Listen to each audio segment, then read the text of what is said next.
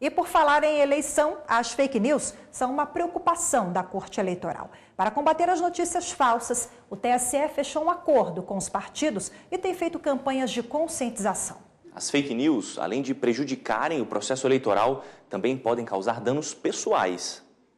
As fake news ficaram mais evidentes há 2 anos durante a disputa presidencial nos Estados Unidos. Foi uma explosão de notícias falsas. Elas chegaram a ser mais compartilhadas do que as verdadeiras, uma preocupação mundial. Aqui no Brasil, a mobilização é grande para evitar que boatos e mentiras se espalhem, principalmente em pleno ano de eleição. Um caso recente de divulgação de fake news no ambiente político foi o da Marielle, assassinada no início do ano no Rio de Janeiro. Logo após o crime, uma enxurrada de notícias falsas denegrindo a imagem da vereadora foram divulgadas e compartilhadas. A família de Marielle buscou a justiça para que os envolvidos sejam responsabilizados. Nós constatamos que houve calúnia contra a pessoa morta. Vários comentários que foram publicados e compartilhados nas redes sociais ofendiam a honra e a memória da vereadora Marielle Franco.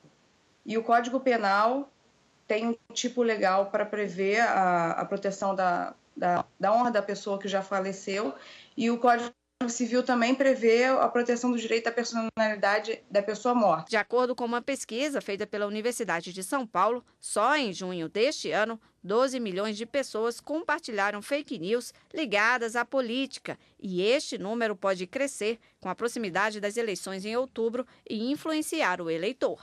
Há um crescimento exponencial dessa notícia que em 10 minutos ela pode atingir já uma centena de milhares de pessoas, e para aquelas pessoas que forem acreditar numa notícia evidentemente falsa, pode haver uma influência nas eleições. Para barrar as fake news e impedir que informações falsas e minimizar o impacto delas nas eleições deste ano, o Tribunal Superior Eleitoral divulgou vídeos para orientar e alertar a população para a notícia falsa.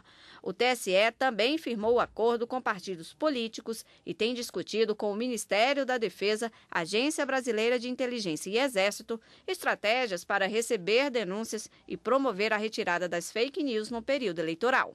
Muito embora nós tenhamos a promessa de que, diante de uma fake news detectada, as empresas de difusão dessas notícias, redes sociais, elas vão retirar imediatamente essa notícia, nós eventualmente podemos contar com uma certa resistência.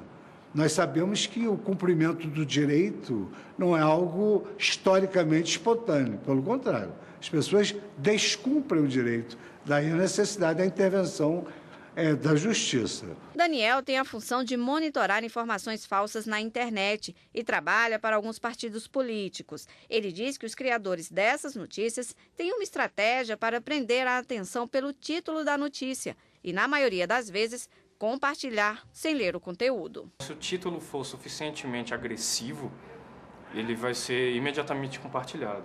E esses criadores são responsáveis por fazer isso. E esses criadores mandam para os difusores, que são os responsáveis por colocar aquela notícia na rua. Depois de totalmente estruturado, aí ele vai para grupos, e a partir desses grupos eles vão para outros grupos de família. E quanto mais alarmista, às vezes quanto mais mentirosa, por mais absurda que a notícia pareça, mais a pessoa se sente mais compelida a compartilhar. Mas, em meio a esse enfrentamento às fake news, é preciso ter cuidado, não ferir o direito constitucional da liberdade de expressão. A própria definição de fake news ela é muito vaga, né? Não existe um consenso sobre isso. Então a definição na Alemanha é de uma forma, se ela for muito abrangente, qualquer coisa pode acabar sendo enquadrada como fake news. Uma notícia incompleta, uma versão de um fato um pouco diferente. Então esse tipo de coisa, se for enquadrado como fake news, pode cercear o discurso e restringir a liberdade de expressão. Como ainda não há legislação específica para fake news, a saída é educar a população. A orientação básica é checar fontes, autores, datas da publicação, uma espécie de trabalho investigativo mesmo, antes de compartilhar.